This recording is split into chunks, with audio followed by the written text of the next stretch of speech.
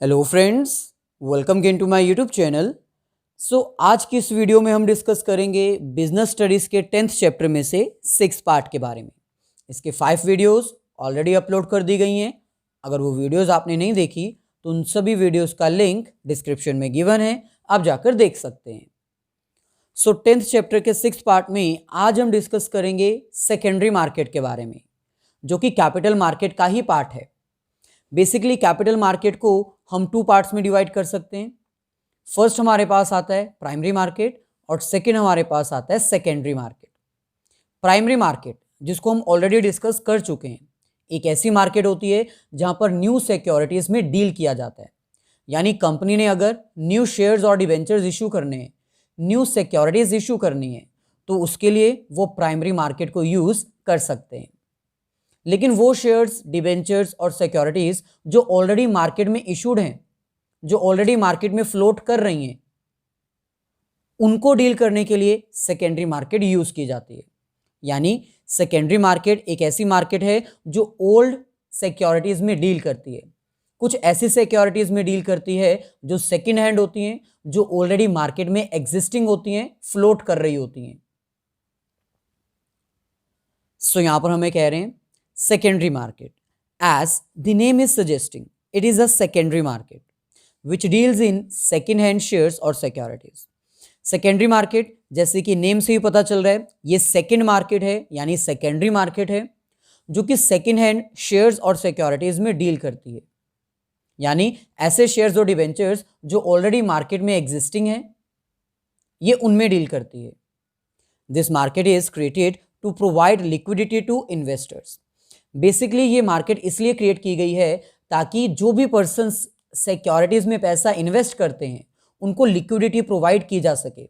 यानी जब भी चाहें वो अपनी सिक्योरिटीज को कैश में कन्वर्ट कर पाएं। इसीलिए ये सेकेंडरी मार्केट क्रिएट की गई है।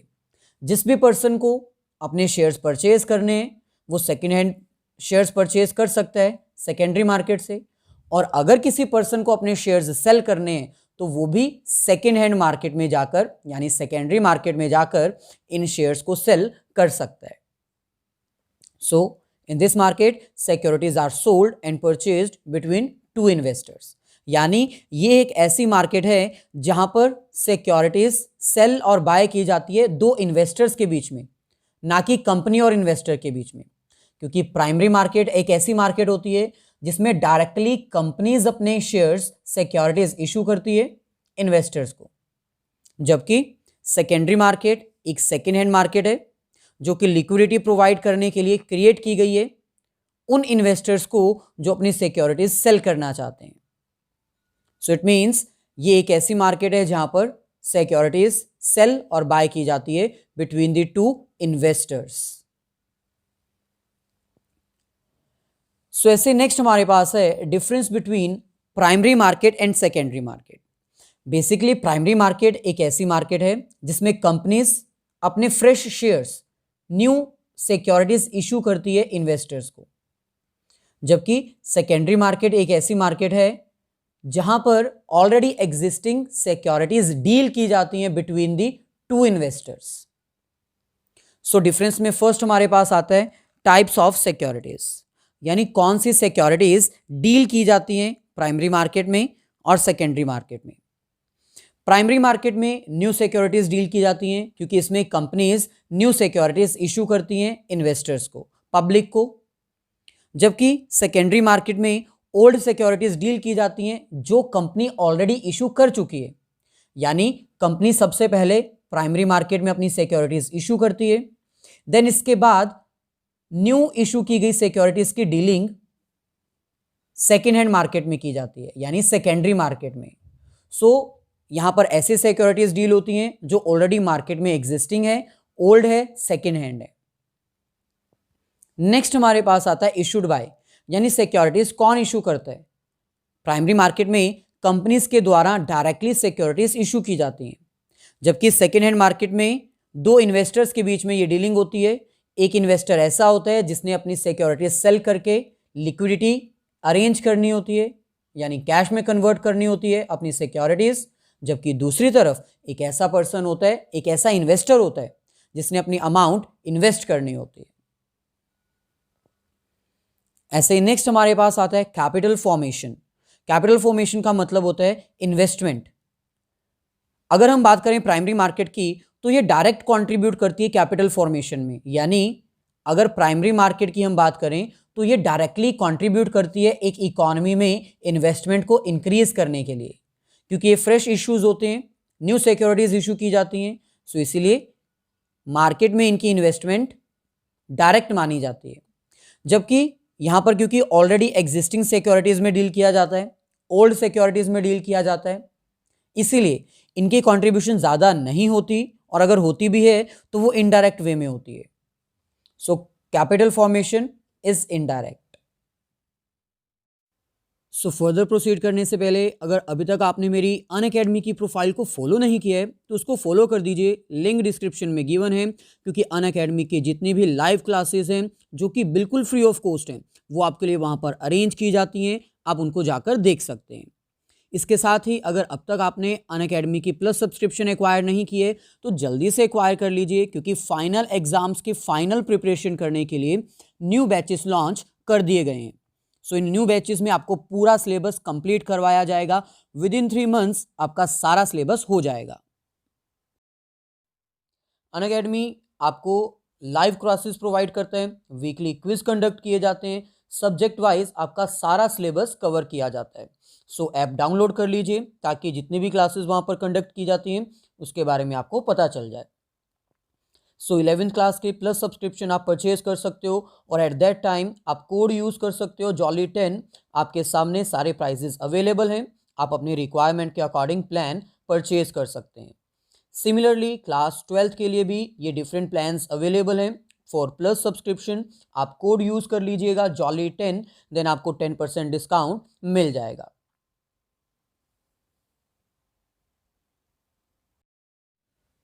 सो ऐसे नेक्स्ट डिफरेंस हमारे पास आता है एंट्री। प्राइमरी मार्केट में सभी कंपनीज को अलाउड है, वो एंटर कर सकते हैं, अपनी सिक्योरिटीज इशू कर सकते हैं, जबकि सेकेंडरी मार्केट में सिर्फ उन्हीं कंपनीज को एंट्री दी जाती है जिनके शेयर्स स्टॉक एक्सचेंज में रजिस्टर्ड होते हैं। यानी अगर एक कंपनी चाहती है कि उनकी सिक्योरिटीज सेकेंड हैंड मार्केट में भी डील करे, सेकेंडरी मार्केट में भी एंटर करे, तो उनको सबसे पहले अपनी सिक्योरिटीज लिस्टेड करवानी पड़ती हैं, यानी रजिस्टर्ड करवानी पड़ती हैं अंडर स्टॉक एक्सचेंज। नेक्स्ट हमारे पास आता है ज्योग्राफिकल लोकेशन। प्राइमरी मार्केट की कोई ज्योग्राफिकल लोकेशन नहीं होती, क्योंकि जहां पर ट्रांजैक्शन प्लेस की जाती है वही उसकी ज्योग्राफिकल लोकेशन मान ली जाती है। जहां पर ट्रांजैक्शन होगी वहीं पर प्राइमरी मार्केट एग्जिस्ट करती है। यानी अगर अमाउंट अरेंज की गई है एक टेलीफोन कम्युनिकेशन के थ्रू या फिर इंटरनेट के थ्रू, तो जहां पर ट्रांजैक्शन प्लेस हुई है वही इसकी ज्योग्राफिकल लोकेशन होगी।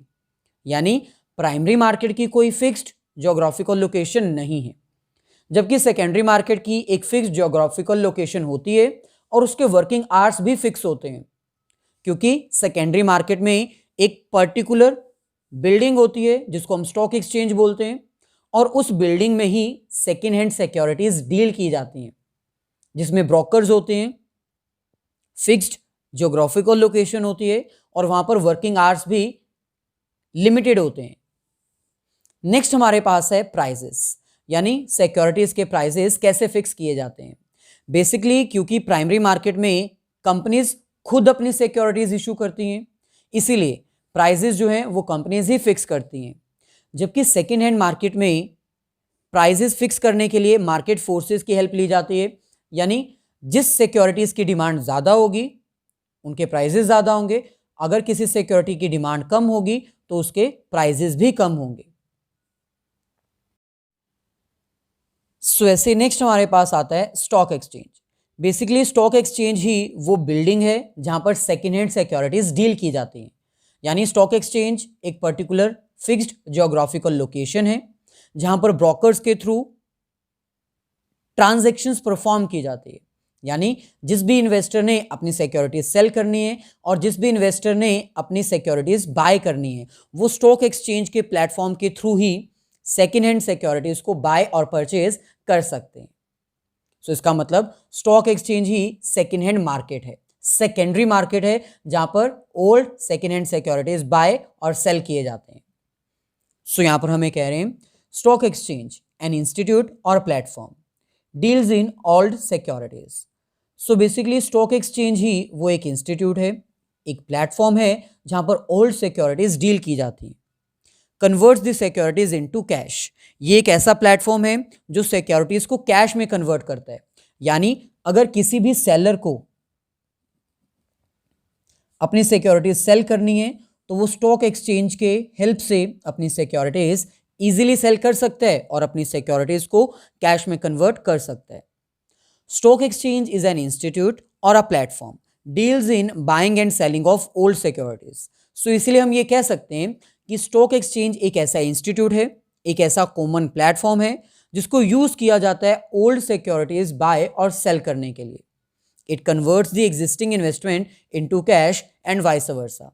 यानी जो एक पर्सन ने अपनी सिक्योरिटीज को कैश में कन्वर्ट करना है वो स्टॉक एक्सचेंज के थ्रू कर सकते हैं, और जिन पर्सन्स ने अपनी कैश को सिक्योरिटीज में कन्वर्ट करना है वो भी स्टॉक एक्सचेंज के थ्रू कर सकते हैं, क्योंकि स्टॉक एक्सचेंज ही वो ऐसी मार्केट है जहां पर ओल्ड सिक्योरिटीज डील की जाती हैं। डील मतलब बाय और सेल की जाती हैं।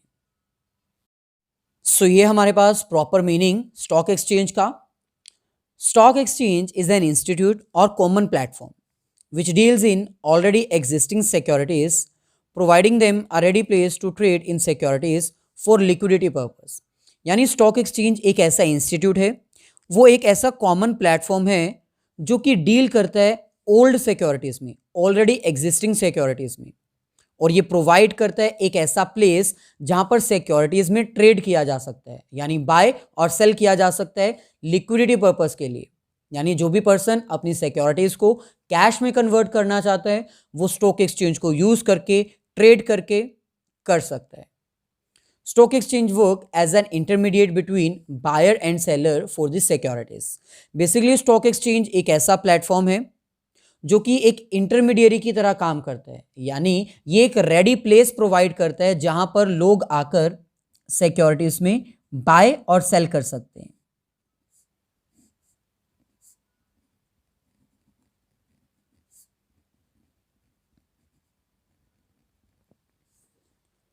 सो अगर हम बात करें डेफिनेशन की, according to securities contracts regulation act 1956, stock exchange means any body of individuals whether incorporated or not constituted for the purpose of assisting, regulating or controlling the business of buying and selling or dealing in securities। So according to Securities Contract Regulation Act 1956, stock exchange एक ऐसी body है individuals की जो शायद कॉरपोरेटेड हो सकती है, शायद नहीं भी हो सकती, यानी शायद वो रजिस्टर्ड हो सकती है, शायद नहीं भी हो सकती, लेकिन वो एक ऐसी बॉडी है, एक ऐसा इंस्टीट्यूट है जो बनाया सिर्फ इसलिए गया है ताकि हेल्प की जा सके, रेगुलेट किया जा सके और कंट्रोल किया जा सके उन बिजनेसेस को जो बाय और सेल करते हैं सिक्योरिटीज में। यानी ये एक तरह से रेगुलेटरी अथॉरिटी है जो कि एज एन इंटरमीडिएरी काम करती है, ओल्ड सिक्योरिटीज में डील करती है, ट्रेड करने में हेल्प करती है और एक रेडी प्लेस प्रोवाइड करती है ओल्ड सिक्योरिटीज में डील करने के लिए। सो ऐसे नेक्स्ट हमारे पास आता है फंक्शंस ऑफ स्टॉक एक्सचेंज, यानी स्टॉक एक्सचेंज कौन कौन से फंक्शंस परफॉर्म करती है। नो डाउट कि स्टॉक एक्सचेंज एक ऐसी मार्केट है, एक ऐसी प्लेस है जो कि ऑलरेडी एग्जिस्टिंग सिक्योरिटीज में डील करती है, उनको कन्वर्ट करती है कैश में। लेकिन ये कुछ इसके इंपॉर्टेंट फंक्शंस हैं, जिसमें फर्स्ट हमारे पास आता है इकोनॉमिक बैरोमीटर। इकोनॉमिक बैरोमीटर का मतलब है कि स्टॉक एक्सचेंज एक तरह से मेजरमेंट है इकोनॉमिक कंडीशन का। किसी भी कंट्री का स्टॉक एक्सचेंज हमें हेल्प कर सकता है ये अंडरस्टैंड करने में कि वो इकोनॉमी डेवलपिंग है, डेवलप्ड है या अंडर डेवलप्ड है। यानी हम ये कह सकते हैं कि स्टॉक एक्सचेंज हेल्प करता है एक इकोनॉमिक कंडीशन को मेजर करने के लिए कि वहाँ की इकोनॉमिक कंडीशन कैसे चल रही है, डिप्रेशन में है, रिसेशन में है या बूम पीरियड है। सो यहाँ पर हमें कह रहे हैं stock exchange is a barometer of an economy, यानी स्टॉक एक्सचेंज जो है वो एक मेजरमेंट है एक इकोनॉमी की इकोनॉमिक कंडीशन का। It helps in measuring the economic condition of a country. Stock exchange हमें हेल्प करेगा किसी भी इकोनॉमी की इकोनॉमिक कंडीशन को मेजर करने के लिए। The prices of shares in the stock exchange help in understanding the condition of an economy. Stock exchange में सिक्योरिटीज के क्या प्राइजेस चल रहे हैं, उसकी हेल्प से हम ये अंडरस्टैंड कर सकते हैं कि एक इकोनॉमी कौन सी कंडीशन में। Any positive change leads to increase in the price of shares. अगर कोई भी पॉजिटिव चेंज आएगा तो इसका मतलब डेफिनेटली इकोनॉमी के प्राइजेस इंक्रीज होंगे, यानी शेयर वैल्यू इंक्रीज होगी। इन शॉर्ट हम ये कह सकते हैं a rise or fall in the prices of shares will indicate the condition of boom or recession in the economy. Hence, stock exchange is a barometer of an economy. हम in short ये कह सकते हैं कि securities जो prices increase या decrease करती हैं, यानी स्टॉक एक्सचेंज में जो सिक्योरिटी का प्राइस इंक्रीज होता है या फिर प्राइस जो डिक्रीज होता है, उसकी हेल्प से ये अनुमान लगाया जा सकता है कि एक इकोनॉमी में बूम पीरियड चल रहा है कि रिसेशन पीरियड चल रहा है। फॉर एग्जाम्पल, अगर एक इकोनॉमी में रिसेशन पीरियड चल रहा है, इकोनॉमी डिप्रेशन में जा रही है, तो वहाँ पर स्टॉक एक्सचेंज का प्राइस भी डिक्रीज होना स्टार्ट हो जाएगा। इसका मतलब जब जब स्टॉक एक्सचेंज का प्राइस डिक्रीज होगा तब हम ये एज्यूम कर सकते हैं कि इकोनॉमी अच्छी नहीं चल रही है। इसके ऑपोजिट, अगर कोई इकोनॉमिक कंडीशन बूम में चल रही है, यानी एक इकोनॉमी बहुत अच्छा परफॉर्म कर रही है, बहुत ज़्यादा डिमांड है, तो इसका मतलब वहाँ पर स्टॉक एक्सचेंज का प्राइस भी इंक्रीज होना स्टार्ट हो जाएगा। तो इसका मतलब हम ये एज्यूम कर सकते हैं जब भी एक इकोनॉमी में स्टॉक एक्सचेंज के प्राइसेस इंक्रीज होंगे तो हम ये एज्यूम कर सकते हैं कि वहाँ की इकोनॉमिक कंडीशन भी अच्छी ही होगी। सो इसका मतलब जो स्टॉक एक्सचेंज है, स्टॉक एक्सचेंज के जो प्राइजेज हैं वो हेल्प करते हैं ये अंडरस्टैंड करने में कि एक इकोनॉमी अच्छा परफॉर्म कर रही है या नहीं, वो डिप्रेशन में है या बूम पीरियड में है। ऐसे नेक्स्ट फंक्शन हमारे पास आता है प्राइसिंग ऑफ सिक्योरिटीज, यानी स्टॉक एक्सचेंज एक ऐसी मार्केट है जो सिक्योरिटीज के प्राइजेस डिसाइड करने में हेल्प करती है with the help of market forces. यानी मार्केट में किसी भी प्रोडक्ट के क्या प्राइस है, क्या डिमांड है, उसके अकॉर्डिंग ये फाइंड आउट किया जा सकता है कि मार्केट में उसका क्या प्राइस होगा। फॉर एग्जाम्पल, मार्केट में ये डिमांड है सिक्योरिटीज़ की और ये सप्लाई है, तो यहाँ पर ये इंटरसेक्ट कर रहे हैं, तो यही प्राइस डिसाइड किया जाएगा सिक्योरिटीज़ का। इसका मतलब स्टॉक एक्सचेंज है, इसीलिए ये पॉसिबल है कि हम प्राइजेस फाइंड आउट कर सकते हैं। अगर स्टॉक एक्सचेंज जैसी कोई मार्केट ही नहीं होती तो हो सकता है सिक्योरिटीज़ के प्राइजेस डिसाइड करना थोड़ा डिफिकल्ट हो जाता। सो यहाँ पर हमें कह रहे हैं stock exchange help in valuation of shares, यानी स्टॉक एक्सचेंज मार्केट जो है वो सिक्योरिटीज़ की वैल्यू फाइंड करने में हेल्प करती है। With the help of market forces prices of different securities are decided. Market forces की हेल्प से जितनी भी सिक्योरिटीज़ हैं उन सभी सिक्योरिटीज़ के प्राइजेस डिसाइड कर लिए जाते हैं। मार्केट फोर्सेस का मतलब है demand and supply of securities. किसी भी प्रोडक्ट की डिमांड और सप्लाई की हेल्प से ही प्राइस डिसाइड किया जाता है। सिमिलरली सिक्योरिटीज़ का प्राइस भी डिमांड और सप्लाई के अकॉर्डिंग ही डिसाइड होता है। सो स्टॉक एक्सचेंज हेल्प करता है सिक्योरिटीज़ के प्राइस को फाइंड आउट करने के लिए। For example, the price of highly demanded securities will be high. अगर कोई ऐसी सिक्योरिटीज़ हैं जिसकी डिमांड बहुत ज़्यादा है तो इसका मतलब उसके प्राइजेस भी ज़्यादा होंगे। These prices are used by investors, government agencies and creditors for different purposes. So different parties हैं जो इस prices को use करती हैं different reasons से। For example, investors जो हैं वो इन prices को use करते हैं investment purpose के लिए, government इन prices को use करती है टैक्स कलेक्ट करने के लिए, और creditors ये चेक करते हैं कि किसी कंपनी की क्रेडिट वर्थीनेस कितनी है, क्या हम किसी को उधार दे सकते हैं या नहीं दे सकते, ये डिसाइड करने के लिए। सो ऐसे नेक्स्ट फंक्शन हमारे पास आता है safety of transaction. Stock exchange एक ऐसी मार्केट है जो कि ट्रांजैक्शन को सेफ्टी प्रोवाइड करती है। अदरवाइज सिक्योरिटीज में बाय और सेल करना फ्रॉडलेंट हो सकता है, लेकिन स्टॉक एक्सचेंज जो कि इंटरमीडिएरी है जहां पर सभी सिक्योरिटीज लिस्टेड होती हैं, वो सिक्योरिटी प्रोवाइड करती है इन्वेस्टर को भी और सेलर को भी। सो इसका मतलब stock exchange is a guarantee of safe transaction. जो स्टॉक एक्सचेंज है वो एक तरह से गारंटी है कि जितनी भी ट्रांजैक्शन यहाँ पर परफॉर्म की जाएंगी वो सेफ्टी मेजर से परफॉर्म की जाएंगी, क्योंकि स्टॉक एक्सचेंज में सिर्फ वही सिक्योरिटीज डील की जाती हैं जो लिस्टेड होती हैं, यानी जो रजिस्टर्ड होती हैं। अगर सिक्योरिटी रजिस्टर्ड हैं, कंपनीज रजिस्टर्ड हैं, तो कोई फ्रॉडलेंट वर्क नहीं हो सकता। All transactions are taken place through registered brokers and companies. और जितनी भी ट्रांजैक्शंस परफॉर्म की जाती हैं, जितने भी ब्रोकर्स होते हैं, जितनी भी कंपनीज होती हैं, वो सब स्टॉक एक्सचेंज में रजिस्टर्ड होते हैं। सो नेक्स्ट फंक्शन हमारे पास आता है contribute to economic growth. Stock exchange जो है वो इकोनॉमिक ग्रोथ को कंट्रीब्यूट करती है, क्योंकि स्टॉक एक्सचेंज एक ऐसा प्रोसेस फॉलो करती है जिसमें एक पर्सन इन्वेस्टमेंट करता है और दूसरा पर्सन डिसइन्वेस्टमेंट करता है, जिसकी वजह से अमाउंट जो है वो एक प्लेस से दूसरे प्लेस ट्रांसफर होती ही रहती है। यानी कैपिटल जो है वो एक हाथ से निकल के दूसरे हाथ में चली जाती है, जिसकी वजह से और भी ज़्यादा अच्छे वे में प्रोडक्टिविटी होती है, प्रोडक्शन इंक्रीज होती है। और अगर किसी इकोनॉमी की प्रोडक्शन इंक्रीज होगी तो वो इकोनॉमी भी ग्रो करेगी और जीडीपी भी इंक्रीज होगी। सो इसका मतलब स्टॉक एक्सचेंज कंट्रीब्यूट करता है इकोनॉमिक ग्रोथ के लिए।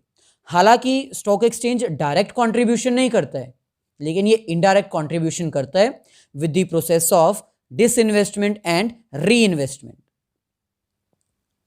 सो यहां पर हमें कह रहे हैं stock exchange contributes to economic growth. Stock exchange जो है वो एक ऐसी मार्केट है जो इकोनॉमिक ग्रोथ के लिए कंट्रीब्यूशन करती है। As this process of disinvestment and reinvestment leads to movement of invested amount to more productive usage. क्योंकि स्टॉक एक्सचेंज एक ऐसा प्रोसेस फॉलो करती है जिसमें एक पर्सन डिसइन्वेस्टमेंट करता है और कुछ पर्सन री इन्वेस्टमेंट करते हैं, जिसके कारण जो अमाउंट है, जो कैपिटल है, वो मूव करती रहती है और धीरे धीरे वो एक ऐसे हाथ में पहुंच जाती है जो उसको बहुत अच्छे से यूज कर सकता है और प्रोडक्टिविटी को इंक्रीज कर सकता है। इसका मतलब स्टॉक एक्सचेंज हेल्प करती है एक इकोनॉमी की कैपिटल फॉर्मेशन करने में, इकोनॉमिक ग्रोथ करने में। सो ऐसे नेक्स्ट फंक्शन हमारे पास आता है spreading of equity cult. Equity cult का मतलब होता है नॉलेज।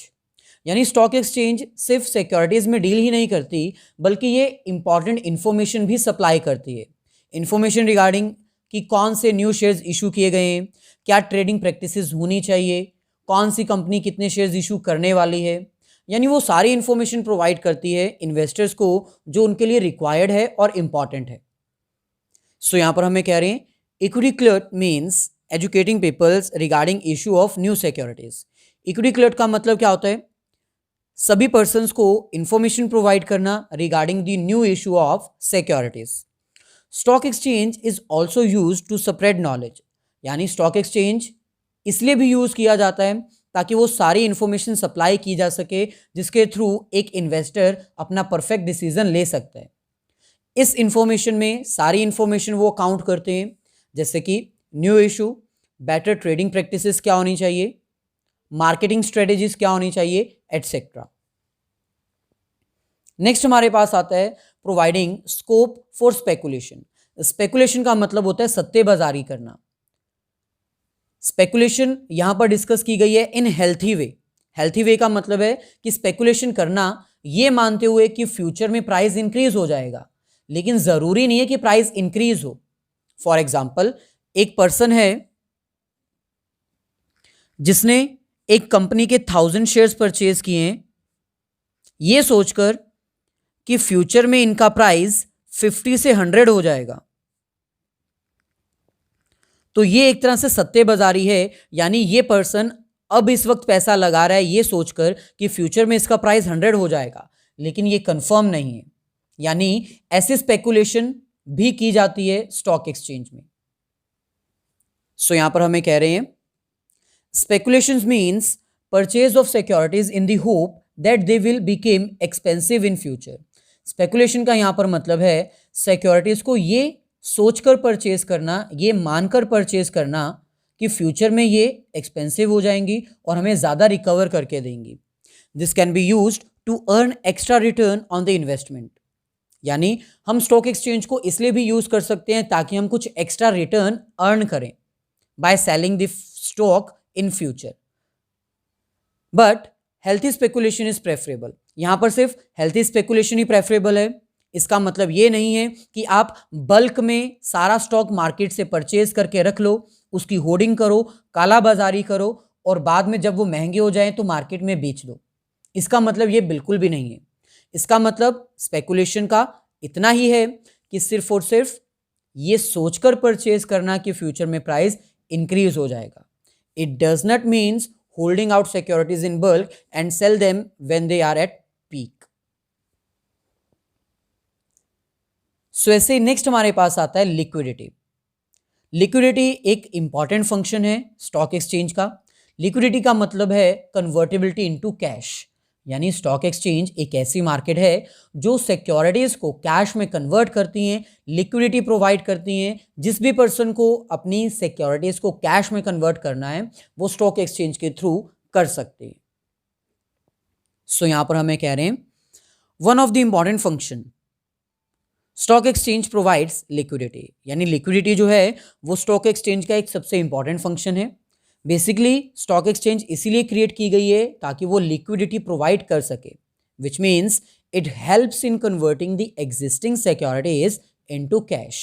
यानी स्टॉक एक्सचेंज एक ऐसी मार्केट है जो एग्जिस्टिंग सिक्योरिटीज को कैश में कन्वर्ट करने में हेल्प करती है। It provides assurance to investors regarding convertibility of securities into cash. ये इन्वेस्टर्स को एक सिक्योरिटी प्रोवाइड कर देती है कि आप अपनी अमाउंट इन्वेस्ट करिए।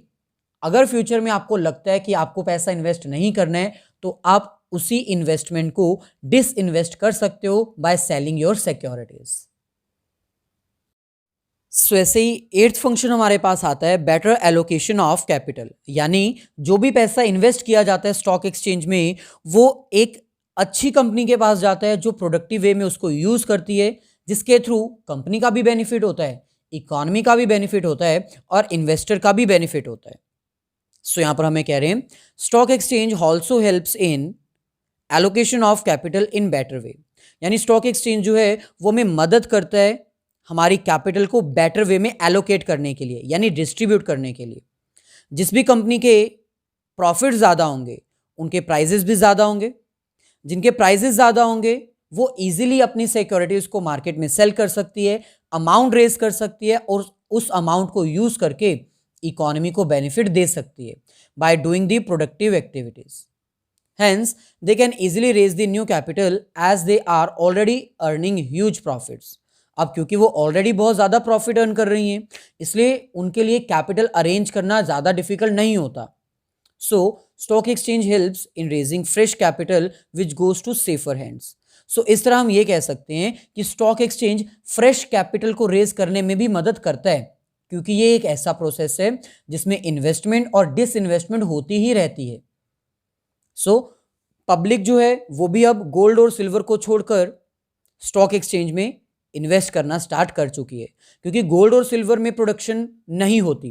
गोल्ड और सिल्वर में किया गया इन्वेस्टमेंट प्रोडक्टिव वे में यूज नहीं हो पाता है।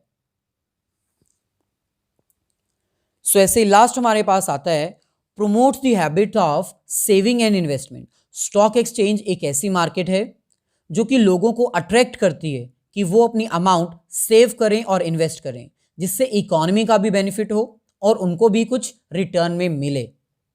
सो यहां पर हमें कह रहे हैं stock market offers attractive opportunities of investment. जो स्टॉक एक्सचेंज है वो बहुत सारी अपॉर्चुनिटीज प्रोवाइड करता है एक इन्वेस्टर को, जिसमें उसको री इन्वेस्टमेंट डिसइन्वेस्टमेंट का ऑप्शन मिल जाता है, रिटर्न मिल जाती हैं, अर्निंग्स मिल जाती हैं और स्टेबल स्टेडी इनकम मिल जाती है। These opportunities attract the public to save more for investment purpose. इतनी सारी अपॉर्चुनिटीज देखने के बाद कोई भी पर्सन अपनी अमाउंट को सेव करता है और इन्वेस्ट करता है। सो ये थी हमारी आज की वीडियो। आई होप सारे कॉन्सेप्ट्स क्लियर हो गए होंगे। अगर वीडियो अच्छी लगी तो प्लीज़ मेरी वीडियोस को अपने सभी फ्रेंड्स के साथ शेयर कर दीजिए, लाइक कर दीजिए और अगर कोई क्वेश्चन है तो कमेंट करके पूछ लीजिए।